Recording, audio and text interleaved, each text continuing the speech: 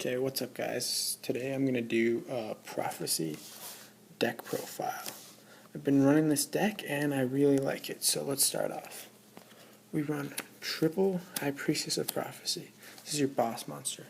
You can reveal 3 spellbooks, special summon this card, or you can work with the other spellbooks in the deck to bring this card to the field.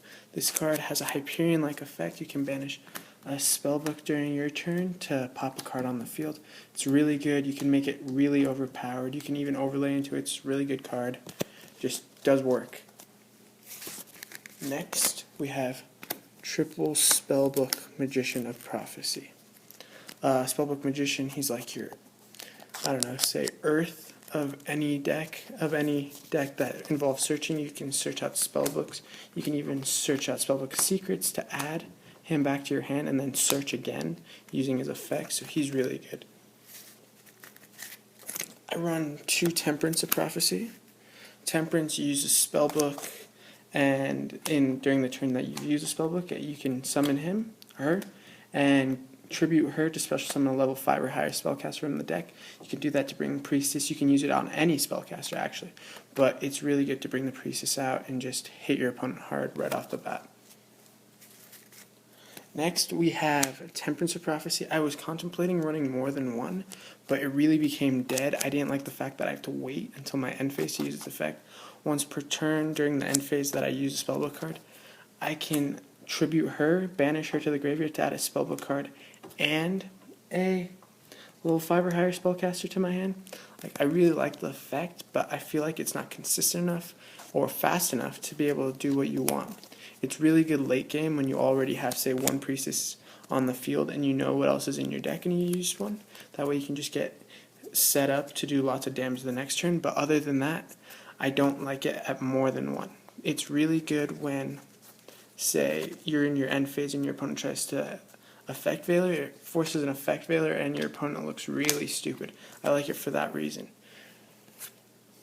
Next, I run 2 Apprentice Magician. It's really good. A lot of times when people play this deck, people think you play Spellbook Magician of Prophecy face down.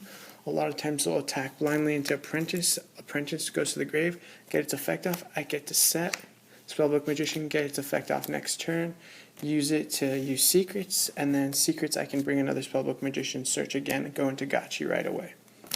So he's really good, especially when you're siding into, because you side in Old Vindictives, so you can also search those. Or say you want to sync next turn, you can also go into effect failures. You can do a lot with this card. This card is key in this build. Next, I run 2 Breaker the Magical Swordsman. I'm only running 1 Mystical Space Typhoon at the moment because Breaker's too good. A lot of times I'll play Breaker and it forces my opponent to do something. They'll bottomless, they'll say torrential, they'll do something, and then I'll just wisdom it, protect it, and then I'll pop another back row. That way I get rid of 2 and I don't lose anything basically. I also get the spellbook in the grave, so it works really good. Breaker is really good. He's dark. He can do anything you basically want him to. You can make him a 2900 beater. You can make him 2600. You can pop that card that you're afraid of. You can do anything you want. Next, I run 2 effect veilers. 1 because it's light and it's also a tuner, but because you have in this game with the rabbits, you start off rabbit first turn, you veiler, drop it, done.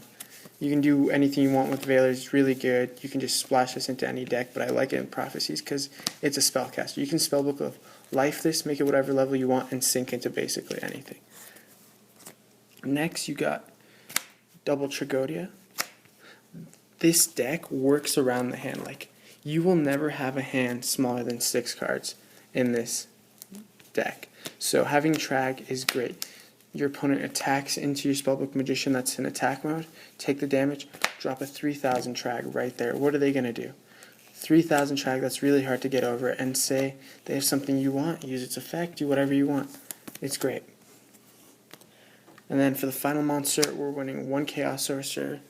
Our lights and darks are pretty balanced, so this comes in clutch, and you can spellbook life, wisdom. You can use all those spellbooks on him, and he's just broken.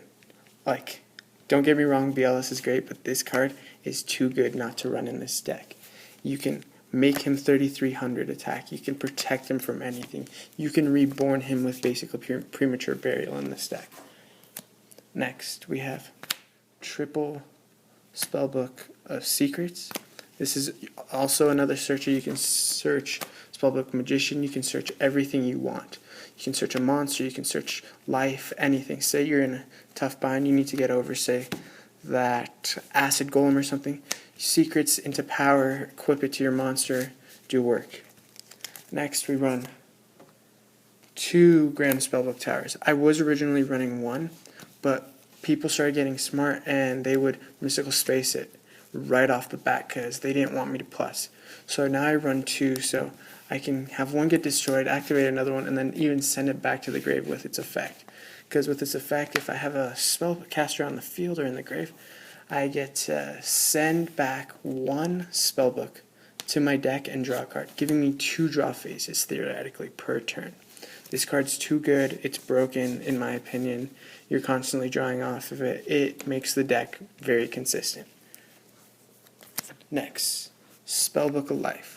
I've seen lots of builds that run 1 or maybe none, but this card's too good. You can bring your monster back, you can do whatever you want, but you can also change the level. A lot of people don't know that it changes the level of the monster that you bring. So I could say, theoretically, I could have 2 level 10 priestesses on the field going to Gustav Max. Or say I have a level 2 monster in the grave, I banish a level 2 monster, bring that level 2 becomes level 4 now, and I can summon, say, Breaker, Overlay, go into Blackhorn, go into Mace Joke, just do work. Spellbook of Power. This card, I want to go to 3, but I don't have room for it. It gives your monster 1000 attack, and if you destroy a monster that turn with it, you get to search out a spellbook. It works really good with all the monsters. You can make, say, Justice 2600 or Priestess 3500. It's just beaters. What's your opponent going to do to this? Just break everything. I run triple Spellbook of Wisdom. This card is the lance of the deck. You get to choose traps or spells that your monster's not affected by, and it's just really good because there's no really consequence for it. Say you summon Priestess, they bottomless, you drop Wisdom. Traps. You're unaffected by traps the entire turn. This gets over Skill Drain, which is really good. Skill Drain really hurts this deck, but this helps it out a lot. And you can it annoys your opponents, like, really? Are you seriously doing this still? Or say you have no spellbooks in the grave. You set this, your turn, your monster is on there, your opponent doesn't do anything. Their end phase, activate Wisdom, get Wisdom, you get your tower's effect off. It works perfectly. I'm running 1 Spellbook of Eternity. This card lets you add a banished spellbook to your hand. So I'll use this a lot of the times just to replenish the tower because I'll banish it using Priestess effect. Other than that, I don't really like the card. I've seen a lot of people run more than 1, but I think more than 1 would just be very inconsistent because this really only has 1 purpose, and that's to add back to your hand. And if you have nothing banished, you're kind of screwed. I'm running 1 Wonder Wand. Wonder Wand, it's perfect. You add Spellbook Magician of Prophecy, get your search off, you Wonder Wand him, use the effect, get a +2. Or say there's a monster on the field that you want to get over, just Wonder Wand it. There's so many uses. A lot of times it's just used for plussing though. One of my own little personal techs is running Creature Swap, because I'll summon, say, Effect Veiler or Apprentice Magician. I'll summon Apprentice Magician in attack mode, steal their Gotchi, or say steal their Thunder King. Thunder King hurts this deck a lot too. Steal Thunder King, attack into my own apprentice, get apprentice's effect off, bring another apprentice. That way I'm thinning out my deck and getting rid of anything that stands in my way. Then I run 2 Pot of Duality. The deck's pretty consistent, but a lot of times I was getting dead draws. A lot of times I was just setting apprentice and ending turn. But now I can Duality, search out what I want, deck thin, fill my hand, be ready, say I have Trag or need Trag. A lot of times that happens. We Duality, you gain a plus right off the bat. Next, we have the staples in any deck. We got the Book of Moon, reflip down your blue guy, Heavy Storm, Mystical Space Typhoon. I'm thinking about taking this out, running Spellbook of the Master, because the Spellbook of the Master is really broken, and I've already got those breakers, so I don't really have to worry too much about back row. Dark Hole, and Monster Reborn all together. And then for the extra deck, I am running, it's pretty basic for a Prophecy build. For the Synchros, I'm running Arcanite Magician. You have to run him in a Spellcaster deck. He's too good. You can go into him whenever you want, basically, thanks to Spellbook of Life making Effect Veiler any level you want. Catastor. This hurts so many decks nowadays because, like, not many dark decks are out there. Like, you got all these mixed decks like Wind-Ups. Even like Mermails are a big problem. This gets over basically every monster in that deck. There's nothing they can do.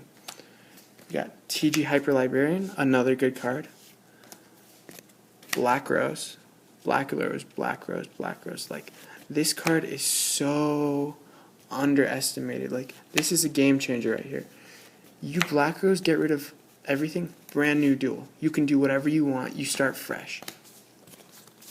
For the Ixies, I run one Leviathan for when I have to go into rank 3. Hierophant of Prophecy, I found this card only comes in handy really against Chainburn, because I get to, for the amount of spellbook cards in my graveyard, I get to pop that many back row. It's really good, I love it, it just does work. I like the Black Ship of Khorne. It's a fun little tech, you can just do whatever you want, inflict damage, get over that Abyssal line, that annoying piece of shit. It doesn't get its effect off, it does work. Or Abyss Dweller, even better. This card, stops Mermails in their tracks. What are they going to do without their effects? Nothing. You get this on the field, you basically won the duel. Gaga Cowboy, next.